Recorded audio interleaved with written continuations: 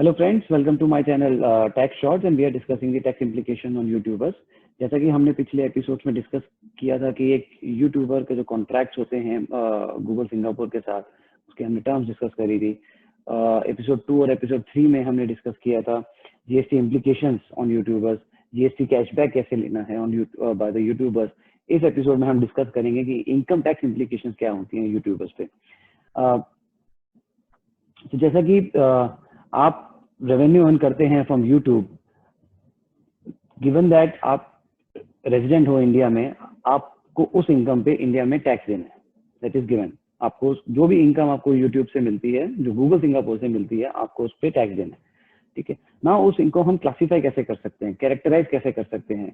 हम उसको या तो बिजनेस इनकम की तरह डिस्क्लोज कर सकते हैं टैक्स रिटर्न में, या हम इनकम फ्रॉम अदर सोर्सेज में कर सकते हैं।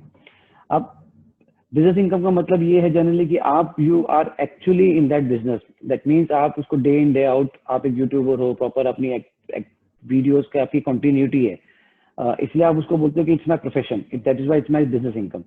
But income from other sources generally उस सिनेरियो में होता है जहाँ पे आप एक पार्ट टाइम की तरह करते हो, नॉट अ मेजर एक्टिविटी, कभी किया कभी नहीं। सो बेसिक डिफरेंस ये है कि बिजनेस इनकम में कैसे क्लासीफाई करना है और इनकम फ्रॉम अदर सोर्सेज में कैसे क्लासीफाई करना है।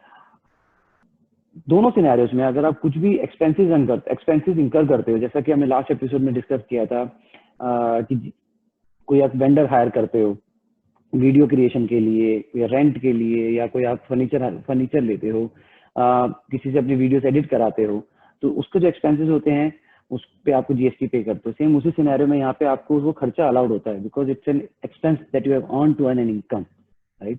तो इजीली वो खर्चा आपको अलाउड हो जाता है, चाहे वो बिजनेस इनकम में क्लासीफाई करो, चाहे वो अदर सोर्सेज में। लेकिन जो कैपिटल एक्सपेंसेस आप करते हो, फॉर एग्जांपल आपने कोई वीडियो इक्विपमेंट परचेज किया है, तो उस वीडियो इक्विपमेंट को जनरली एक कैपिटल एसेट, आपका एक फिक्स एसेट माना जाता है। तो बिजनेस इनकम में वो आपको एज खर्चा तो अलाउड नहीं होगा, बट उस पर डेप्रिसिएशन ले सकते हो, बिकॉज वो डेप्रिशिएट होता रहता है वैल्यू। अदर सोर्सेज में जब आप उसको क्लासीफाई करते हो तो उसको कैपिटल एक्सपेंस नहीं माना जाता, तो वो खर्चा माना ही नहीं जाता, तो आपको दिया अलाउंस नहीं मिलती उस खर्चे की। ठीक है। तो मेरा सजेशन ये है कि आप जो भी एज अ यूट्यूबर जो इनकम आप अर्न कर रहे हो, you should classified as a business income, because this is, आप इजीली रेवेन्यू क्लेम कर सकते हैं रेवेन्यू भी। और अगर आप कोई कैपिटल इक्विपमेंट्स परचेज कर रहे हो तो उसका डेप्रिसिएशन आपको मिलता है, which is also helps in reducing your tax outflow. ठीक है। नाउ टैक्स रेट्स क्या होते हैं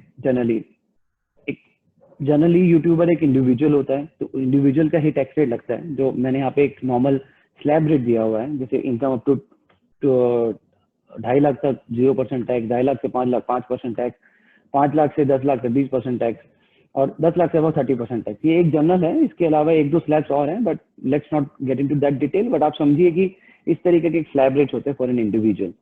now the key thing which I want to discuss with you here is that अगर आप बिजनेस इनकम क्लासिफाई करते हो तो एक इनकम टैक्स लॉ प्रोविजन आपको बेनिफिट देता है कि आप एक प्रिजम्पटिव टैक्स का प्रोविजन है, जहाँ पे वो बोलते हैं कि हम आपका अज्यूम कर लेंगे कि आपका ये 6% का प्रॉफिट है और उस 6% के प्रॉफिट पे आप टैक्स देते हो। सिंपल।